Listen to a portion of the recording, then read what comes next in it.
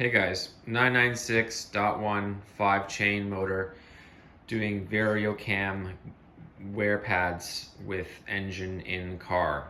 Just a couple of tips and my comments here after working through this job. So a lot of the forums chatter will tell you that this is an engine out job, and while that's true, I've been doing it with engine in car, and it's not as bad as initially thought. Bank 1 is easier because you don't have to remove the exhaust manifold. So bank 1 is all back together. It's done. I'm working on bank 2 right now. So thankfully the exhaust manifold stayed in place. One tricky bit is removing the scavenge pump in car. I found that you can't remove the scavenge pump until the valve cover is partially removed. So it has to all the bolts have to be loosened and the valve cover has to pop off, and then can the scavenge pump be removed and clear the subframe. So once you're out, or once the valve cover's off, you can then remove the cams. Of course, you have to set the timing, lock the engine at TDC, etc., before you take the cams out. Bank 1, my cam deviation was -8.5, and the pads were really torched. You can see here, I've lost about 1 centimeter off of one of them. Very deep grooves. Chain was worn down pretty well to the rivets. I was sending pieces of plastic. This came out of the sump on a previous inspection. Pretty bad. So hopefully I haven't wrecked my engine with plastic everywhere. Bank 2, not as bad. One pad was, quite smooth. The other pad, still pretty deep. Bank 2 is the more difficult bank.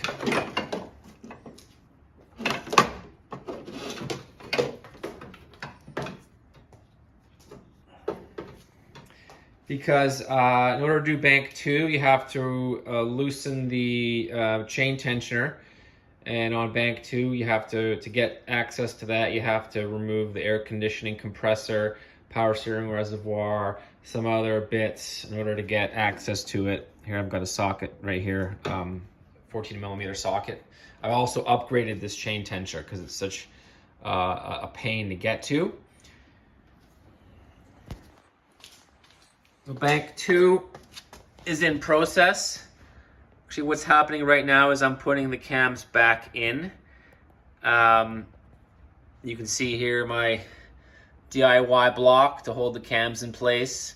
It's arguable if this is needed. My opinion on this is because when the engine's at the correct phase, when the cam comes off, all the cam lobes are not making contact. So the only pressure that wants to eject the cams would be from the hydraulic lifters, or God forbid, if your timing jumped on one cam and then you did have a lifter spring tension trying to push it off. So you hear a lot of chatter about you're going to break your cams if you don't have these sorts of tools when the cam cover comes off. I don't know about that.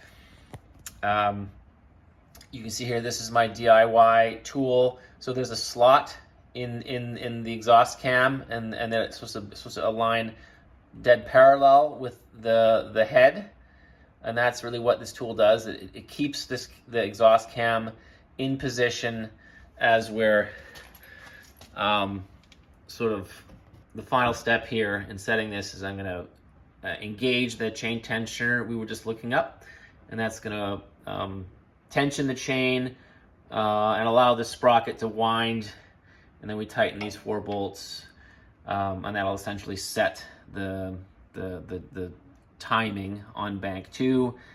Button everything back up, turn the engine a few times, and we'll check it again that the exhaust cam is, the slot here is vertical where it should be.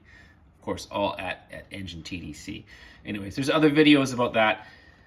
I just wanted I didn't see much information about doing this job in a 996 in car. Access issues, like it's a frustrating job, getting access to the valve cover bolts up top, even removing some of these plugs. It's difficult in car, but it is doable. I made the choice to just do it with it in car. So anyways, thought I'd just give you some updates, my comments on it. Oh, one other thing is these cat bolts, the cam cat bolts. From what I can tell, they're 14 Newton meters. I might be wrong. I've found some conflicting info saying they're 12. It's a very high torque. I broke one, so I don't know if my torque. I have two torque wrenches. They may be bad. It's a high torque for an M6 bolt, so beware. You might want to just get brand new bolts. Prior to doing the job, be mindful if they're oiled or not, because it's going to affect your torque reading. Yeah. So, anyways, just some tips for doing it in car. It's doable. It's taken me a long time. I've been chipping away at it. Couple hours here and there. I'm probably about 20 hours into the job, or about 20 to complete it. So cheers, guys.